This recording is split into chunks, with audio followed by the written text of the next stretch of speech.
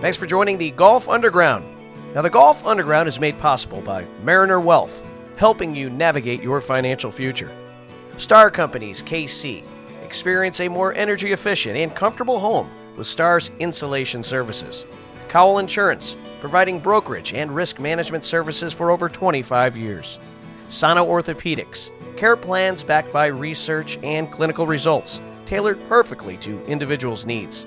Bobsite Ford and Bobsite Independence Kia, where you'll score a double eagle on your next car or truck. Sheridan's Unforked, eating good and feeling good. Lewisburg Ford, nobody sells more F-150s than Lewisburg Ford. And Celebrity Greens, put a custom PGA caliber putting green in your backyard for the ultimate golf experience. Now, on to the program. ESPN Kansas City presents Golf Underground with Kevin Ward and Brian Sullivan. Hey, welcome to Golf Underground ESPN Radio. Here we are back in the studio. You probably missed us over the holiday season, but the Omicron variant affected all families. Aren't we glad we came out the other side? I don't care if you're unvaxxed, vaxxed, boosted or not boosted. You're going to enjoy today's program with Sully, Kevin Ward, and my new friend Roy.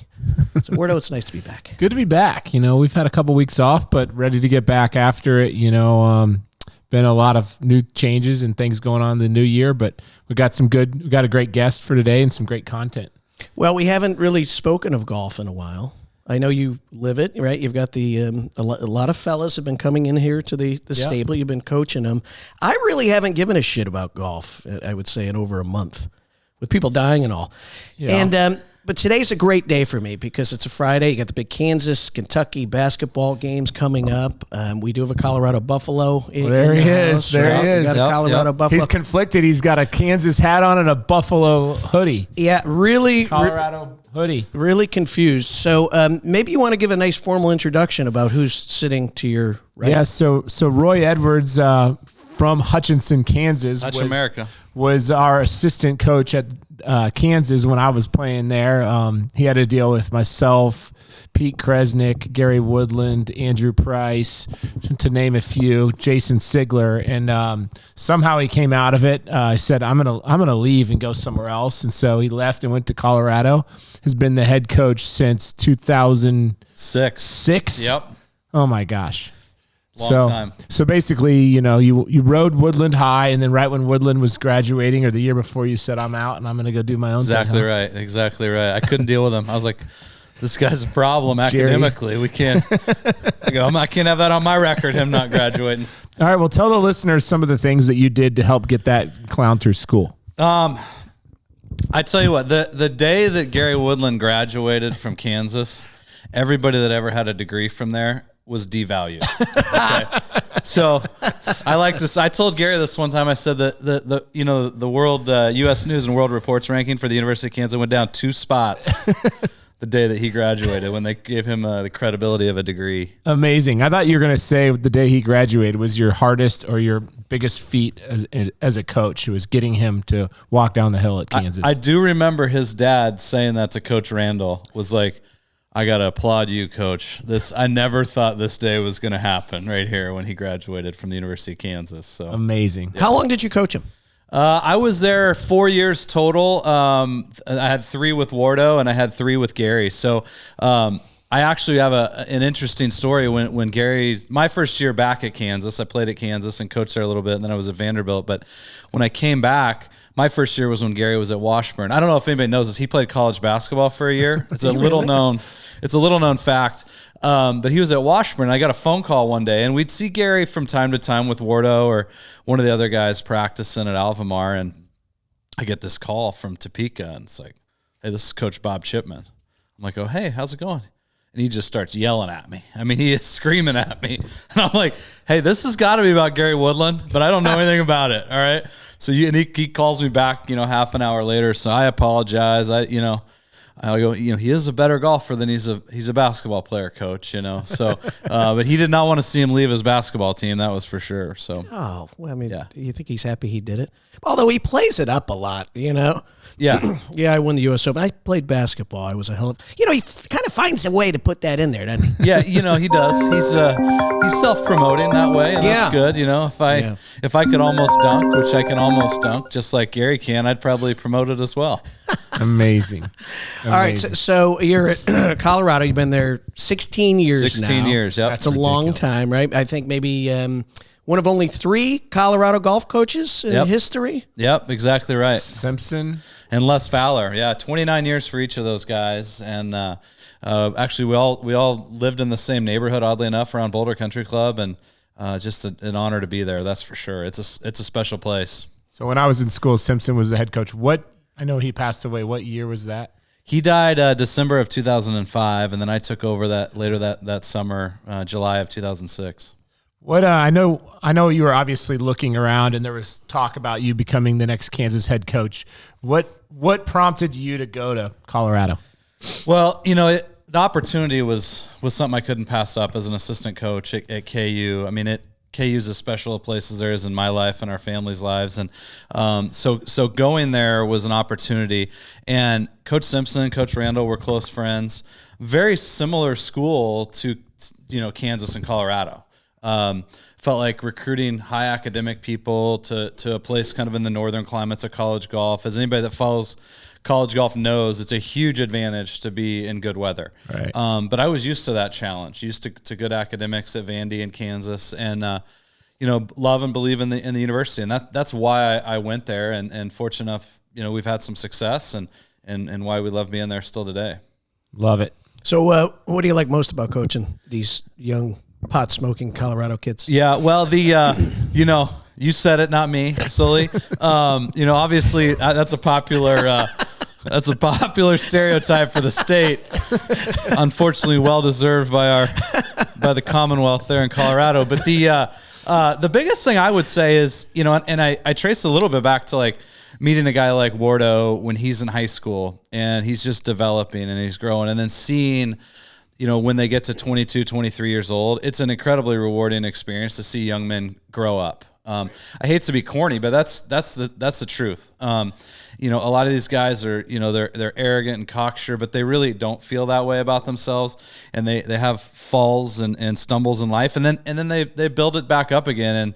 And I told a guy the other day, I'm seeing Kevin Ward, he won the Kansas and Missouri amateurs in the same year, and dropped some stats on him, and nothing but the fondness of that. And I think digging in with these guys is big, because it's not just, hey, come out here, play good golf and go. And most people, I think, see a guy like Gary Woodland and think, oh, he's always been good, and that rise to stardom is a straight line, and it's not. And it's not always on TV and popular like a guy like Gary is showing everybody, but the digging it out of the dirt that these guys have is a pretty amazing thing to see. So how different are kids now than when you were coaching them back in the day, right? Because there's these stereotypes that, they're always on their phones, social media, getting their attention as a leader or as a professor, right? Or as a hall monitor. These kids are tough to get, right? So, and you can't treat them all the same, right? Some are coming in with maybe they're a little more extroverted, some are a little introverted. Your art is sort of like diagnosing a golf swing, right? You can't give everyone the same thing. Is it harder now than before? I don't necessarily think it's harder. A lot of people do. The best kids are still the best kids, and they actually have a bigger advantage. If you're a hard worker, that independent contractor, that go-getter type, you've got a bigger advantage nowadays, because there are some kids that are lazy, but they're not showing up typically at high-level Division I athletic programs. Right. So they can now, get more of a leg up. And you saw that, I think, in the last couple of years, the people that took advantage of that in business and in life, and how they approached, everything that they've done since so many things changed. You see that. So, players want to be coached. I mean, they want to get told how to do things and shown how to do things, and they want to have somebody believe in them and be tough on them. And so, if I've done my job in recruiting, then they're going to have, we're going to get those guys, and they're going to be even better. And that's why you see such a strong PGA Tour now, for example, and kids that come up that then figure it out. They learn a lot more earlier than we ever did. That's probably the biggest thing. You don't want people to grow up too fast, and I think that's a big pitfall that we're dealing with a little bit. Yeah.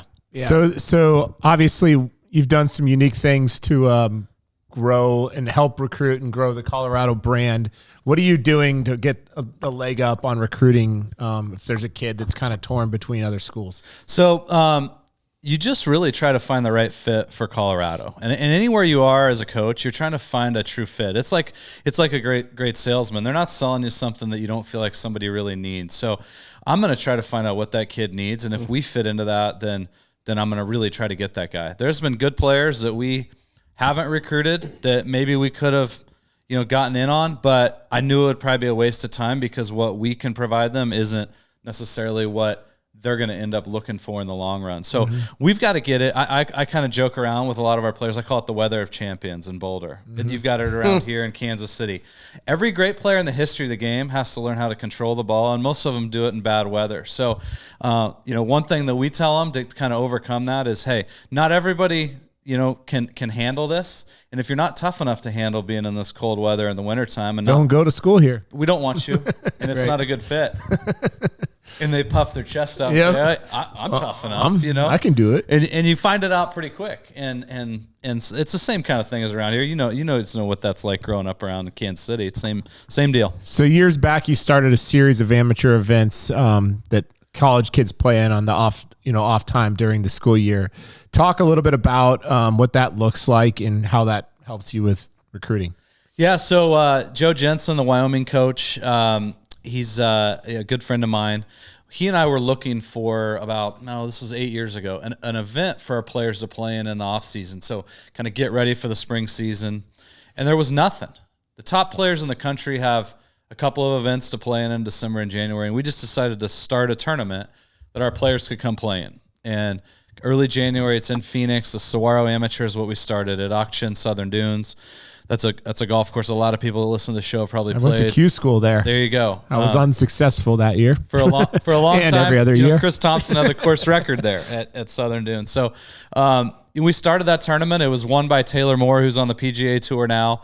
Our players loved it. We felt like our guys were in a better position getting into the spring semester by having a little bit of competition and dusting the clubs off a little bit earlier from a competitive standpoint.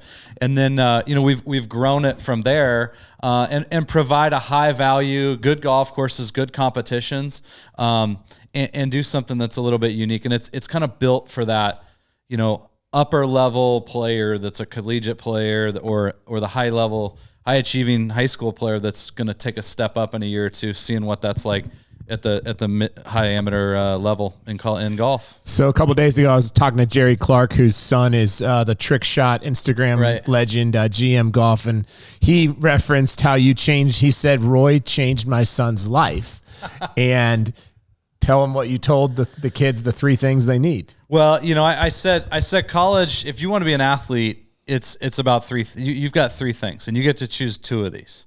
You can do academics, you can do athletics, or you can do a social life. You can do two of those, okay? There's people that come to school that are, that might be in class and they can have a social life. That's probably not somebody that's going to be successful athletically. You can be a social life and an athlete, or you can be an athlete and a student. You've got to sacrifice something. There's so many people trying to do so many things at a high level that you have to sacrifice something in there. And so if you're not willing to do that, it's okay. There's a lot of successful people in the world that just make sacrifices, but you just got to understand that. You can't do all of those things, and nobody can.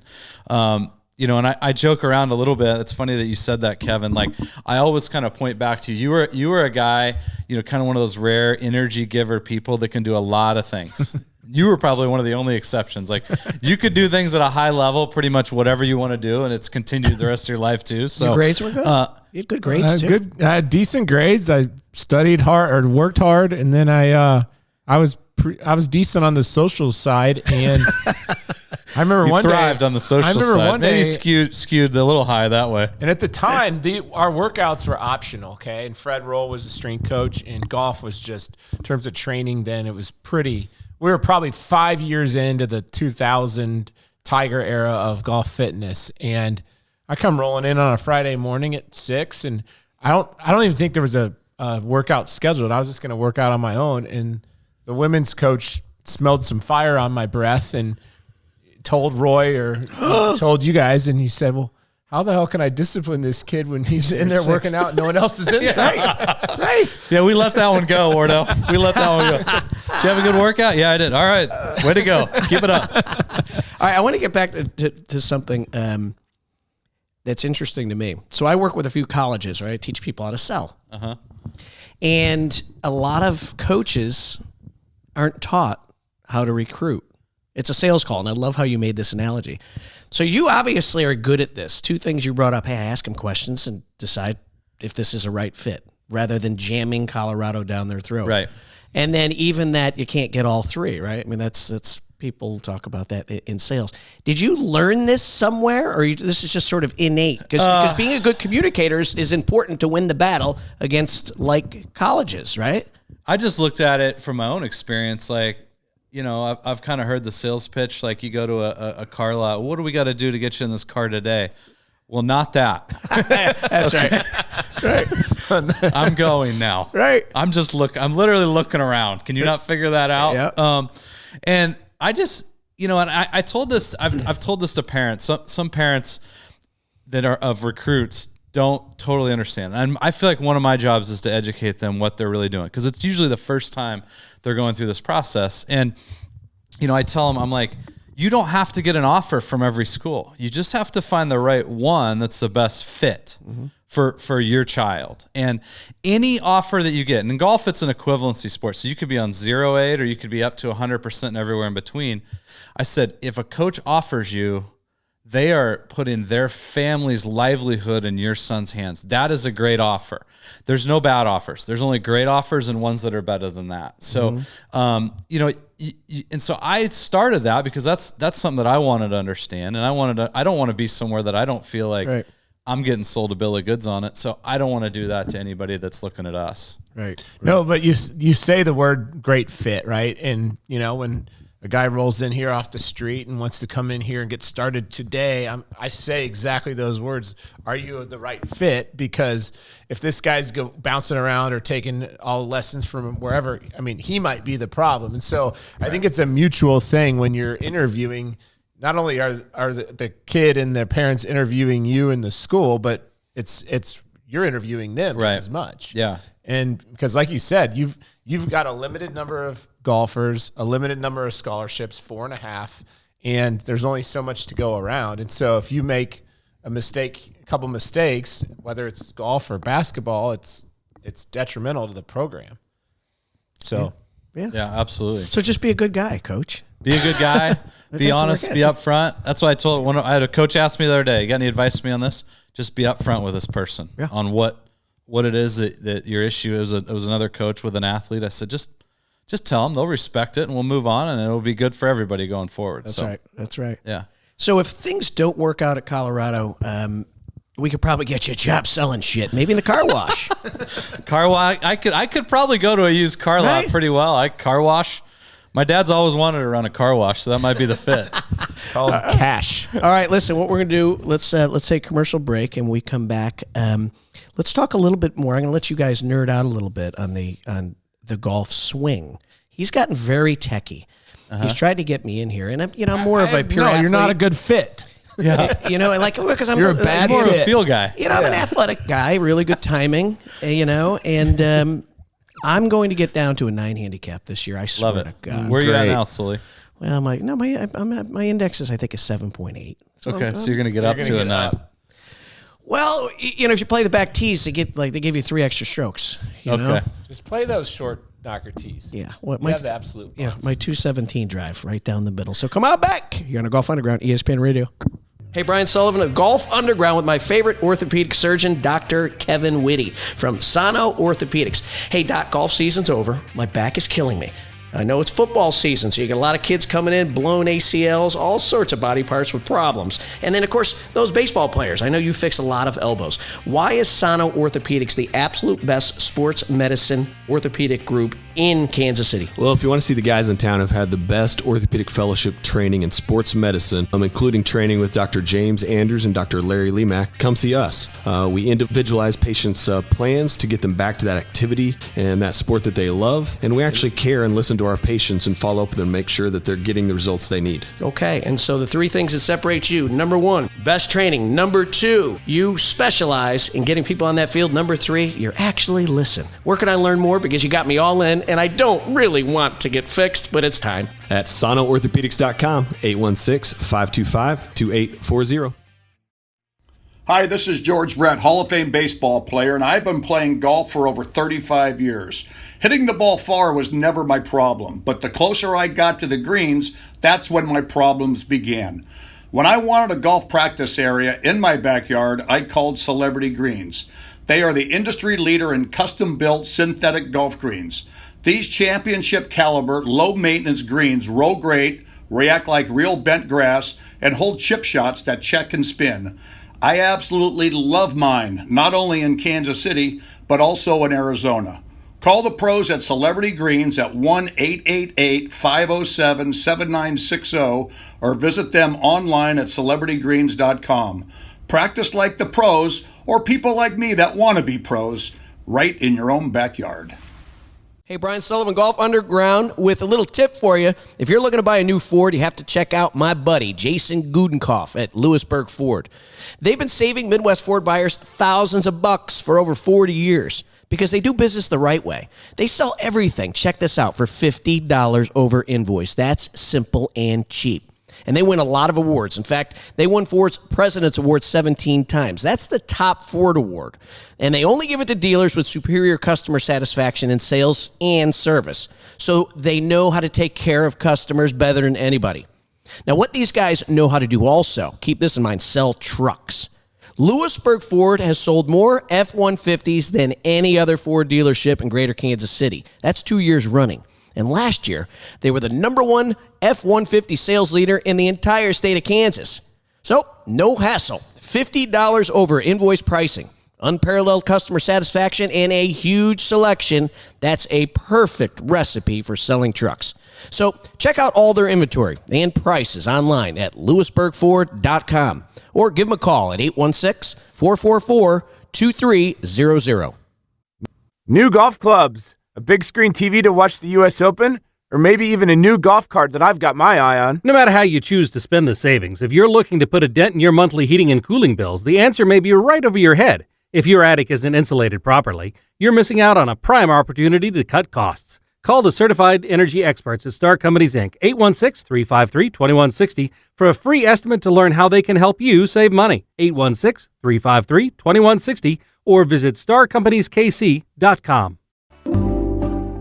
Do you have retirement dreams about perfecting your swing and spending your time on the green? Or maybe you have a bucket list of golf courses you'd like to travel to. Whatever your financial goals are, Mariner Wealth Advisors is your advocate. We take the same care in understanding where you stand today as we do in understanding where you want to be in the future. Then, we help you set a personalized plan to help you achieve your long-term vision. Contact Mariner Wealth Advisors today to start your financial planning journey. Visit MarinerWealthAdvisors.com to find a location near you. Mariner Wealth Advisors, otherwise known as MWA, is an SEC-registered investment advisor. Registration of an investment advisor does not imply a certain level of skill or training. For additional information about MWA, including fees and services, please contact MWA or refer to the disclosures on our website. Please read the disclosure statement carefully before you invest or send money. This advertisement should not be considered investment advice or a recommendation to buy or sell securities.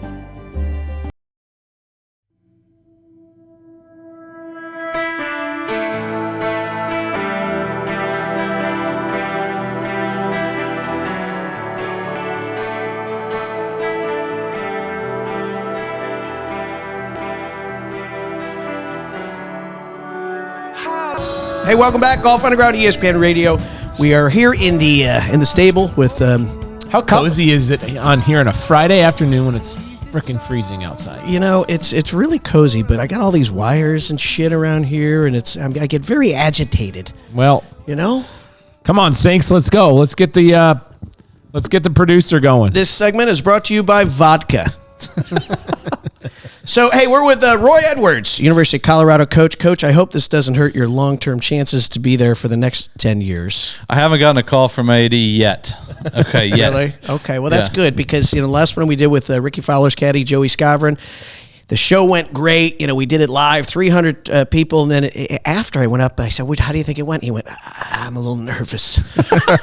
Can you send the footage over before? I could see how that would go. Well, guess what? Did you see what was happening yesterday? Ricky was leading at San Diego. Well, so there you go. Yeah. So maybe it worked, but it was amazing how much he was protecting Ricky.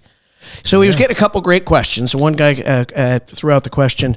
So, Joe, thank you for coming. I appreciate it. It's great to have you here at our Christmas event. Who's the golf professional with the hottest wife who you'd like to bang?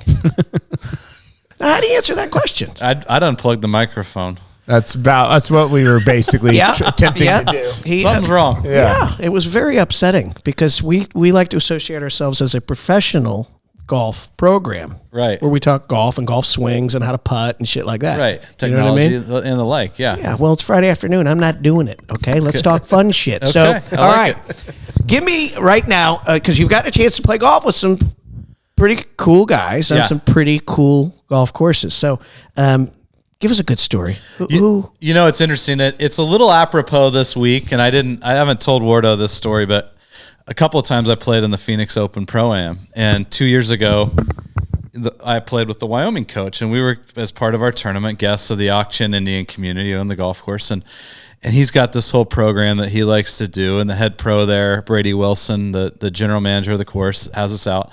Well, we get down to the range to warm up, and Josh Allen's down there. Nice. And my kids are down there. Well, Josh Allen went to the University of Wyoming, and the University of Wyoming and University of Colorado are united in their hatred for Colorado State. It's this obnoxious little valley school up in Fort Collins, and it's a little bit like K-State. It's an ag university, and that's important to grow turf and whatnot. Sure. And so he gets on the radio a couple of years ago when he's the Bills quarterback in Denver, and he gets on and does because the Bills are playing the Broncos, and he's like, hey, I'd like to say it's Sheep Week. That's my first comment. It does and always will suck to be a CSU Ram because they have this chant, it's great to be a CSU Ram. And everybody else said it sucks to be a CSU Ram. So my 7-year-old son at the time, my youngest son Luke, is sitting there and he's staring up at Josh Allen, who's a monster, as everybody in Arrowhead Stadium saw last Sunday. It's just this enormous guy, and he goes, hey, little guy, he's wearing a Colorado Buffaloes shirt. And he goes, you know what sucks? And he looks up at him and goes, to be a CSU Ram. He goes, that's my man. That's pretty funny. Yeah, so you golfed with Josh Allen, or you're just hanging with him? We were there. He was in the group in front of us. We were on the range getting ready. Josh and the Wyoming coach were longtime friends because he played his golf course. And we were right there getting ready to go play. And special day at the Phoenix Open, that Wednesday Pro-Am. How was his action? Pretty good. He shot his driver club head right down the range in warm-ups.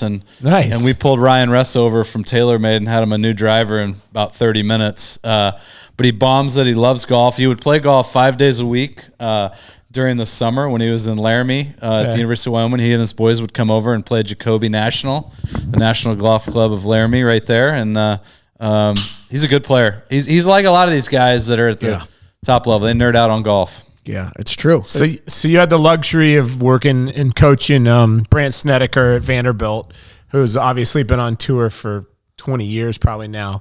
Talk through what made him so great and some stories about Brant. Well, Brant's one of those guys like I got to Vanderbilt. I was a young coach. Quite frankly, didn't know as much. I thought I knew a lot more about the game and college golf than I really did when I got there, but I sure was confident in myself. And so we started out with Brant, and Brant is just mouthy. The Vanderbilt program hadn't really been anything, and we're on the driving range one day. I'm like, Brant, come here. He's jacking around doing something. I said, you talk like an All-American, but you sure don't work like an All-American. I mean, I'm looking for your plaque all over the place, and I can't find it anywhere. Will you show it to me? Oh, he was pissed. He gets storms in his car. He goes peeling out of the parking lot. Next morning, he comes in my office. He's like, what did you mean when you said that? And I broke it down. I said, I've been with these guys, and here's what they do, the Ryan Vermeers and Chris Thompsons and Matt Gogels of the world, and and some other guys. And he goes, all right, you keep my ass in line because I'm going to do that. Well, that year he ends up being a second-team All-American. So what year was he that year when you He was a him? junior. Okay. So he was a sophomore. He was definitely our best player.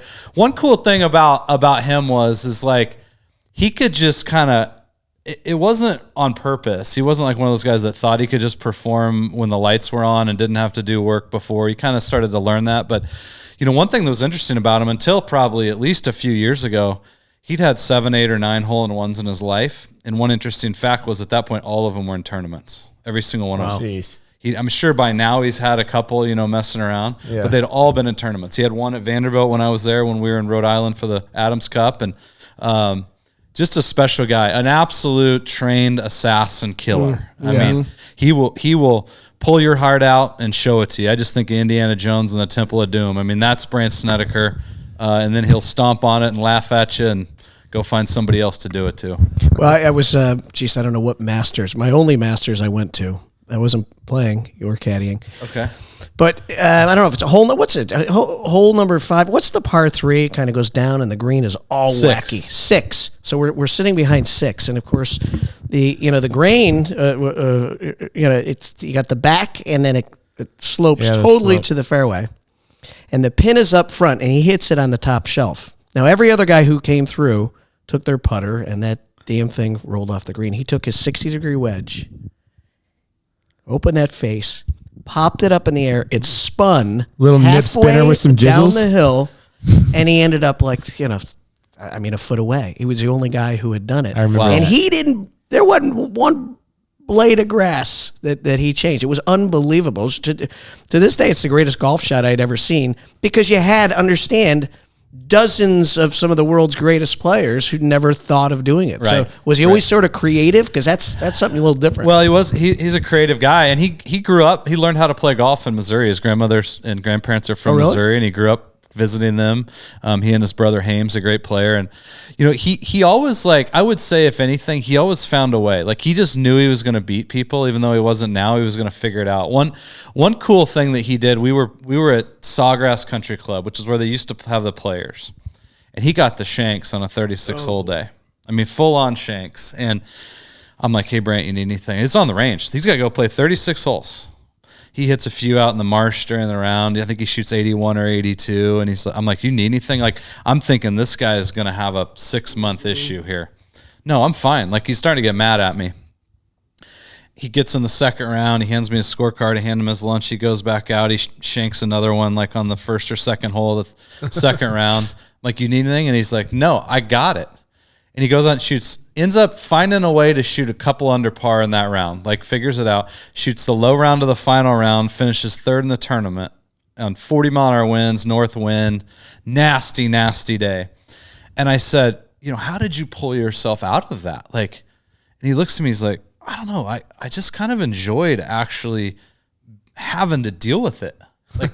I just couldn't even get the club face on it. And I just kind of enjoyed man, if I can figure this out, I can figure anything out on the golf course. And he's always sort of carried that attitude through his entire game. And that's why you see a guy with really small slumps, despite a lot of physical issues. And one last Brandt story that was pretty cool. He was playing the Korn Ferry Tour, and he's playing pretty well, and he's trying to get on the PGA Tour, and he shoots 63 or 4 one round. I can't remember what tournament it was. And he's leading, and then the next day he shoots 71 and 70 and 72. And he finishes 8th or 9th in the field.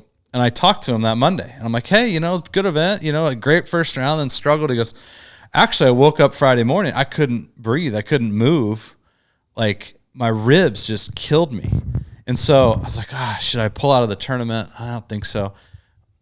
I go out to the range. I can only swing it to hit about 200-yard bunts off the tee. And he goes, I'm leading the tournament. I can't pull out of the tournament, So I go out and all I can do is bunt it for 54 holes. Shit, I still finished 10th. Yeah, right. You know, like, right. That's pretty good. I'm going to the doctor, see what's going on because it still hurts. Well, he comes back out and he's out for 8 weeks because he's got a broken rib, his rib cage. And he actually has a medical condition with a narrowing of his rib cage. And that's when they diagnosed it. Like, he couldn't even play. Like, you cannot swing a golf club, son.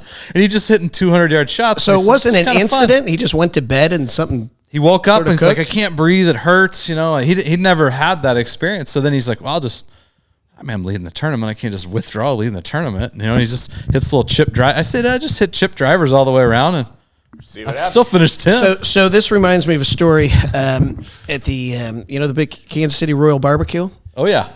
So the Royal. We had our member golf tournament on that Friday. Okay. And, we were, of course, leading our flight.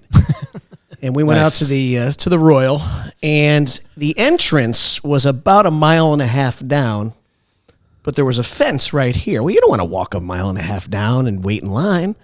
So I got on the back of a flatbed truck, a Ford F-150, and I start climbing the fence. Well, my jeans get caught in the top. Yeah, I know that catch. I fly off the one of the shoes ends up on the other side of the fence. I hit the back of the thing, and then I'm laying down. Of course, my buddy's laughing over me, right? And I'm doing I'm really hurt.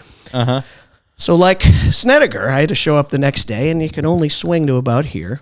Yeah. Bunt. Now, my long drive is 217, so you can imagine how short it was. He probably pulled on this experience. Yeah. Well, that's what I'm saying. Guess. And so before he did his. I had a hell of a day, and we won the flight. And I think Snedeker, like myself, we find ways to win net club championships. I've actually read about that story. I know the Kansas City Golf Hall of Fame's got an exhibit on that, so that's unbelievable. No, I know, right? So in the exhibit is your shoe that was on the other side of the fence. It was on the other side of the fence. And your torn jeans. Yeah.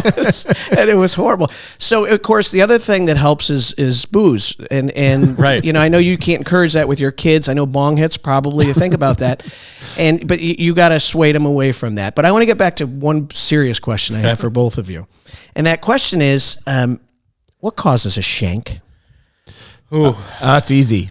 The leading edge, or the area where the club molds from the shaft to the club face, there's a rounded part that's what the ball hits. Oh, I know that part. Lateral. Okay, that's not the question. There's a myriad of things that cause a shank. Early extension being one. So say that your again. body, you hump the golf ball, and so your body, the club face now hits it there. What do you mean by hump the golf? Your pelvis moves forward.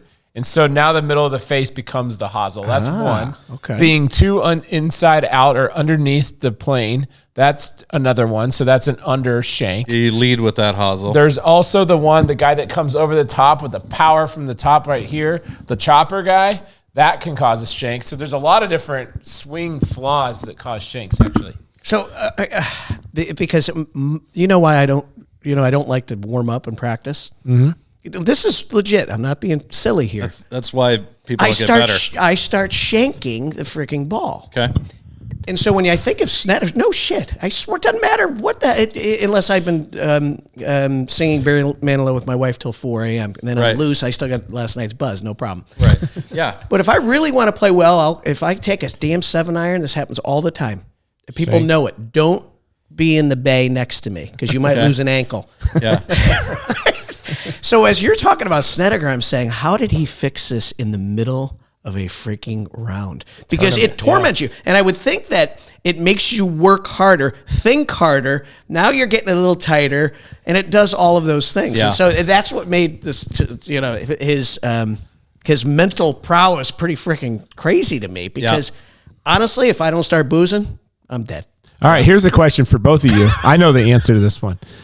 What is the most common shot following a shank? This is just blatantly obvious. Oh, this has got to be a chunk rip hook. Chunk, hammer, pull, so far left of the world. What do I got to do not to hit the hosel? I mean, I see it all the time. Hosel, hammer, pull. Yeah. Club face shutdown. Yeah. I call it the cast and feel. You cast it, and then you feel where the club face is. Yeah. and then you adjust it from there. But unfortunately, that guy thinks it's open and it's going to be a shank, so he shuts it down. Just rake hooks it. Yeah. It ain't a shank. It's going farther and probably in a worse spot than a shank. Exactly. Yeah. Yeah. I love it. At that point, you don't even care, like your standards, because when I get it, just if I hit the club face, I don't give a shit where it goes because I don't want to embarrass myself. It's a scary thing. It is crazy to think that really good golfers sometimes get it. Yeah. Well, it's wild to me. Yeah.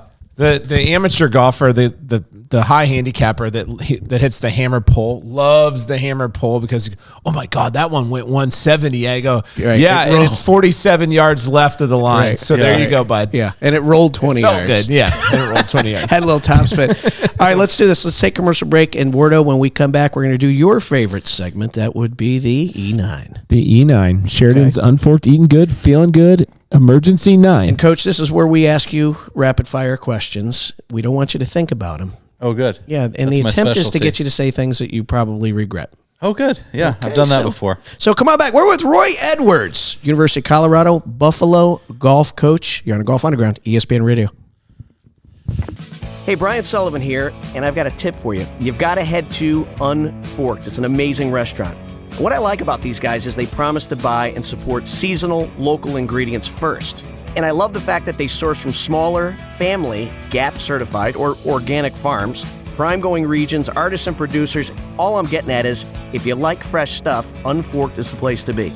And like they say it, fork or no fork, you can be sure you're getting the highest quality, socially responsible ingredients possible. And not to mention, it's delicious. So whether you're out south or downtown, stop by Unforked for a delicious and healthy meal. Sheridan's Unforked. Honest, clean food. Cowell Insurance Services is your leading program administrator for workers' compensation. They're dedicated to meeting the unique challenges of the insurance industry and assisting employers in reducing their costs. CIS has provided insurance claim and loss control services to various industries, including trucking, construction, retail convenience stores, and healthcare, as well as public entities for over 30 years. They work with both retail agents and industry clients, or a combination of the two. If you're tired of fighting the rising costs of premiums and claims, give Cowell Insurance Services a call. Their dedicated staff is ready to find you the best insurance option at the most competitive price. They can help to define or enhance your safety program in order to move you in the right direction in reducing your claim and premium costs. Contact Cowell Insurance Services today, 816-214-4070. Hey, Brian Sullivan from the Golf Underground here with a little good news. And that good news is that even double-digit handicappers like me can occasionally make a double eagle. All right, maybe not on a golf course, but even guys like me can score when buying a new car or truck. I'm talking about 2 stores, 2 brothers, and 4 generations, treating customers just like family. I'm talking about our buddies at Bob Sight Ford and Bob Sight Independence Kia. With these guys, you'll always score 2 under, with double the inventory and double the customer satisfaction. That's the Bob Sight Double Eagle. Now, Bob Sight offers a wide selection of vehicles and promise to make the car buying process as quick and as hassle-free as possible. Now, whether you have poor credit, no credit, or maybe a first-time car buyer, you can trust Bob Sight Ford. And Bob Sight Independence Kia will get you into the car or truck you choose with professionalism and attention to your needs. So go visit our buddies at bobsight.com, but only if you're looking for a vehicle that makes you feel like a U.S. Open champion.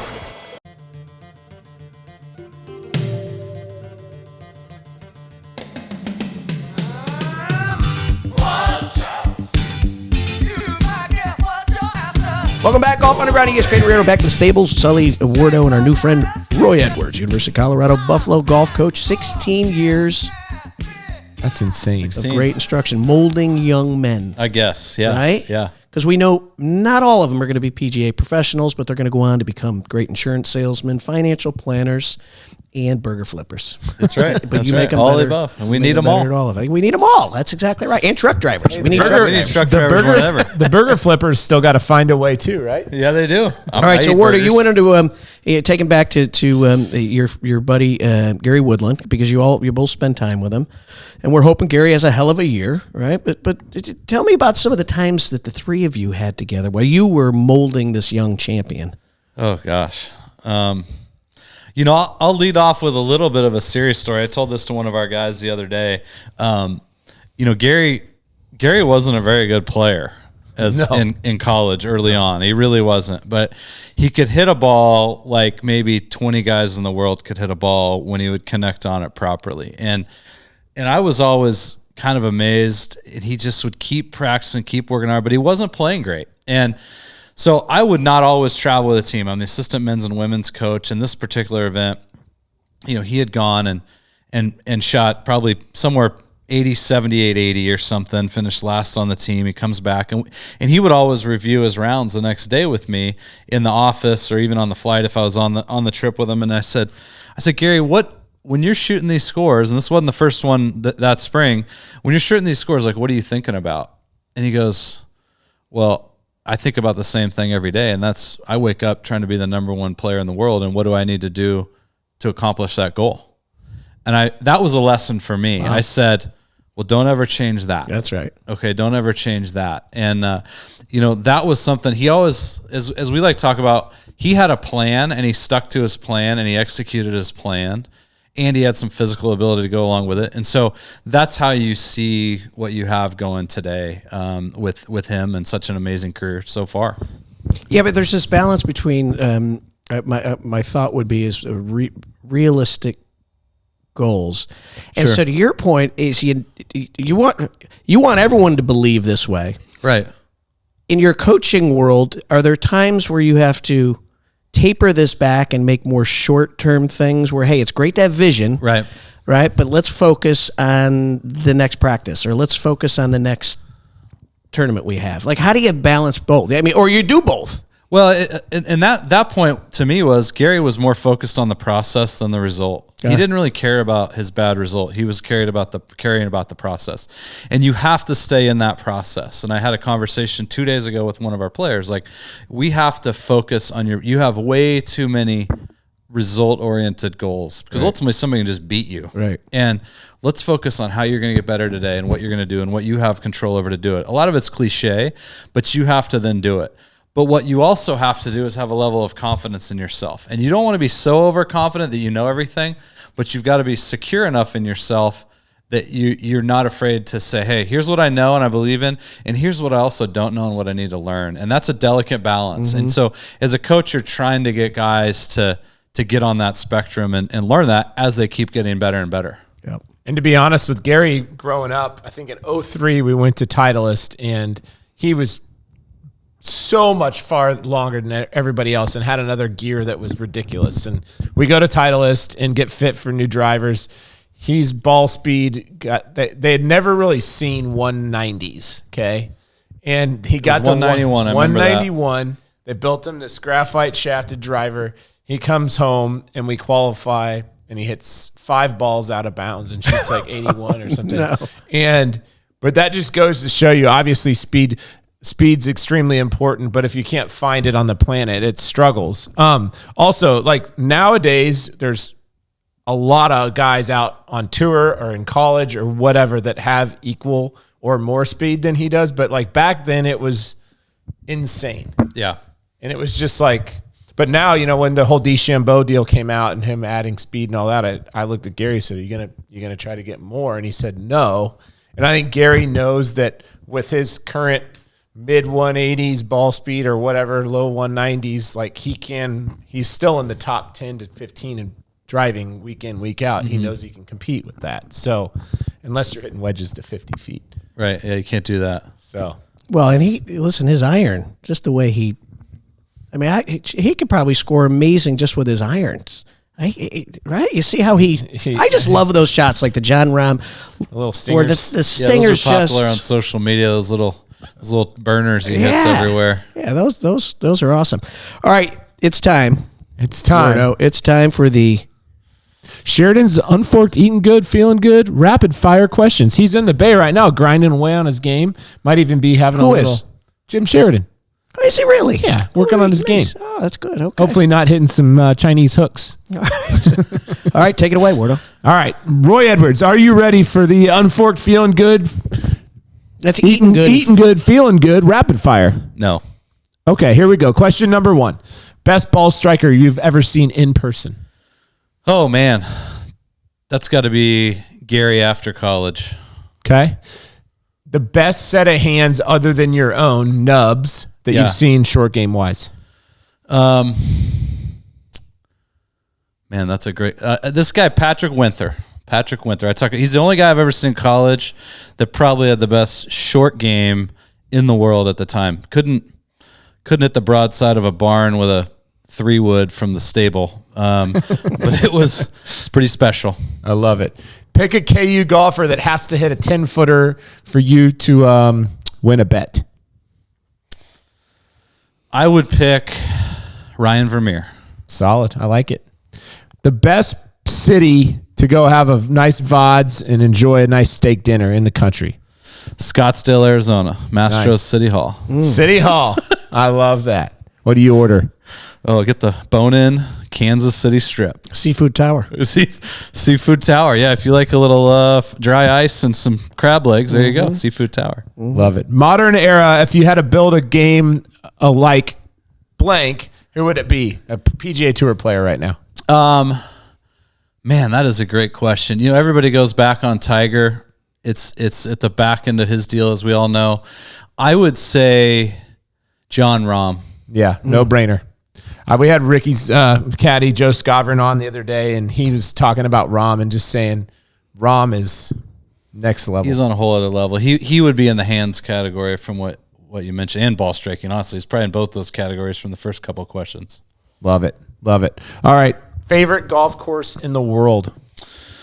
I got two that are tied. Prairie Dunes, obviously, the home track, and Los Angeles Country Club, the North Course. Love them both. LACC. For those that don't know, it's coming to the U.S. Open in a year and a half. It's the best golf course in the world, in my opinion. Yep. Well, you don't hear that much, do you? You don't. You're about to find out, Sully. Wow, that's awesome. Yeah. I love it. All right, I got Was that 9? Was that 9 or 7? No, I got 2 more. That's 7. Okay. The biggest mistake you've made in your coaching career? Biggest mistake I've ever made? How long you guys got for that? A while. We got cocktails coming. Probably. Oh man, that's a great question. I haven't thought about it. I've done a whole lot wrong. The biggest one, it's too hard to narrow down. You know, one of my guys, a few years ago said, "Hey, you're bigger than a coach. You're a huge male role model to these kids, and you need to be in that category of what you're doing with coaching. Other than their fathers, it's like that's where we are." And I said, I realized that probably too late. I would say. I wish I could have realized that earlier. I probably did it some, but I didn't focus on it as much as I do now. All right, final question. Dream foursome. I would have to say my dad and my 2 boys, Luke and Ash, and my dad, Ari Edwards. Either at Prairie Dunes or Willowbrook National, the little-known Tell a listener about Willowbrook National. This is amazing. So the Carey family, big people. They got a great spot. I grew up at Willowbrook, just west of Hutch. It's a special place. 9-hole, walk out the back door and hit it. Yeah, we stayed there at the Big 12 Championship. They were nice. Or no, we went over for dinner. There's a long list of great champions that have played there, and you have also played there, Kevin. I have played there. Or I tried to play there. All right, so thank you for coming. Thank you. You got a big game tomorrow. That's right. Kansas, Kentucky. That's right. Get to take my brother. Are you? Yeah. You can hit the wheel, hit some of the joints after? Yeah, we'll probably go somewhere, wherever he wants to go. I come in town to check on him and see what he's up to, and we kind of fly his space. So, well, hope you had fun. Oh yeah, joining us. Well, great it's time, a nice Sully. way to start the weekend up, right? It is. All right. Go Jayhawks and go Chiefs, and always go Buffs. Yeah. Well, so a big Sunday night, Wardo. Big Sunday night. All right. So I'm gonna do it. AFC Championship. I'm all excited. But right now, we're going to have a vodka because it's Friday afternoon. We hope you enjoyed yourself on the Golf Underground. We had a great time with Roy Edwards, University of Colorado. By the way, if you're a young punk but have a hell of a golf swing and are a good listener, check out the Colorado Buffaloes. Hey, we'll see you next week. Golf Underground, ESPN Radio. I'm waking up to ash and dust. I wipe my brow and I sweat my